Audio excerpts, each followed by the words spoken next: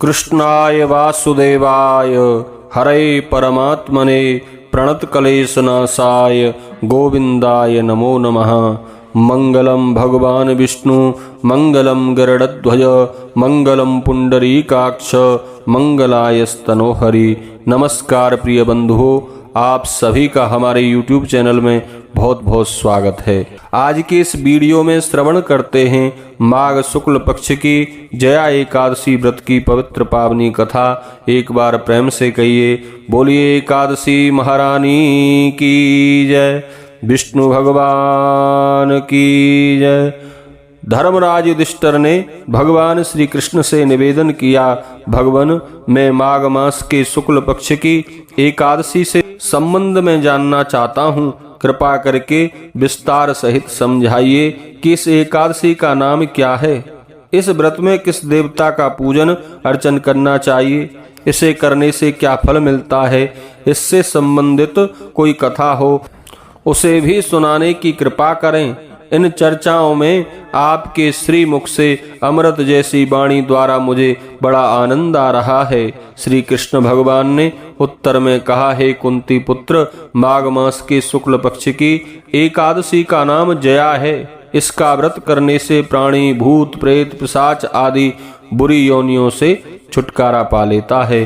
अतः विधि पूर्वक भगवान का पूजन अर्चन करके इस व्रत को करना चाहिए। श्री कृष्ण क्षण भर चुप रहकर पुनः बोले, अब तुम इस व्रत के महात्म्य की कथा को ध्यान पूर्वक सुनो।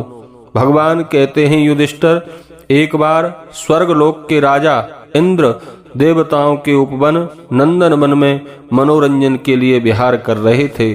चारों ओर उत्सव का वातावरण था।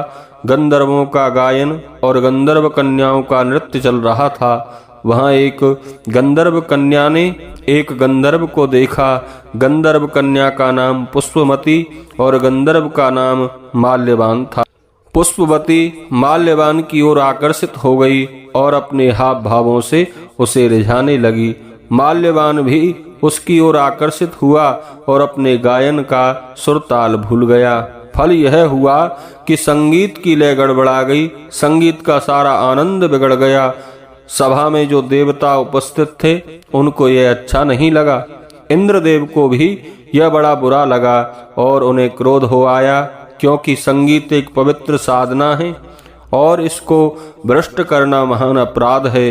क्रोध में उन्होंने पुष्पवती और माल्यवान को श्राप दे दिया। भ्रुकुटी तानते हुए उन्होंने कहा, माल्यवान और पुष्पवती, तुमने सरस्वती देवी का अपमान किया है। साथ ही गुरुजनों की उपस्थिति में संयम तोड़कर लज्जाजनक प्रदर्शन करके उनका भी अपमान किया है। इसलिए तुम्हें मनुष्य लोक में जाकर नीच और असंयमी पिशाचों जैसा जीवन बिताना होगा। इंद्र का श्राप सुनकर पुष्पवती और माल्यवान बहुत लज्जित और दुखी हुए। वे पिशाच बन गए और हिमालय पर्वत पर दुखी जीवन बिताने लगे। ना उन्हें गंध का ज्ञान था, ना रस और स्पर्श आदि का। वे बड़े बड़े असह दुखों को भोग रहे थे। ना दिन और ना रात में केवल एक क्षण के लिए नींद भी नहीं आती थी।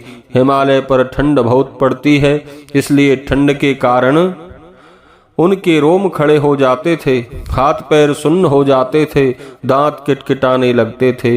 एक दिन पिशाच ने पिशाचनी से कहा, यह योनि तो बड़ी बुरी है, ये कष्ट भी हमसे सहे नहीं जा रहे हैं।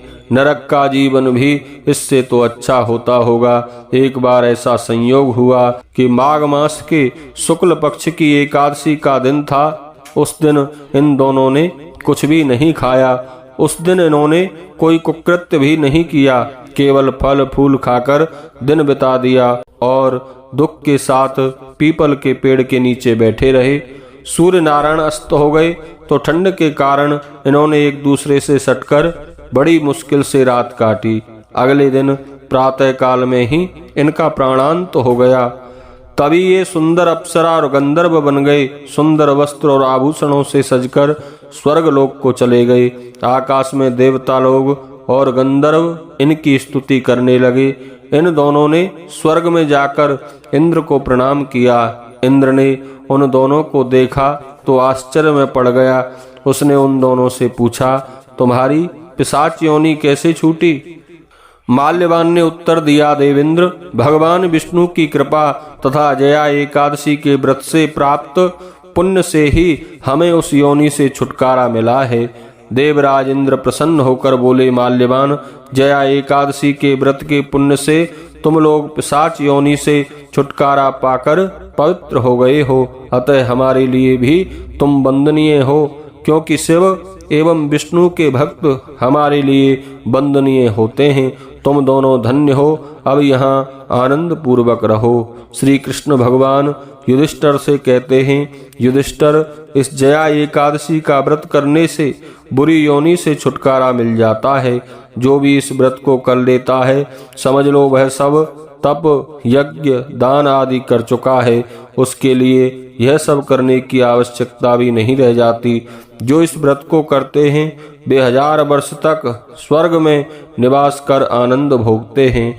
बोलिए विष्णु भगवान की जय। एकादशी महारानी की जय।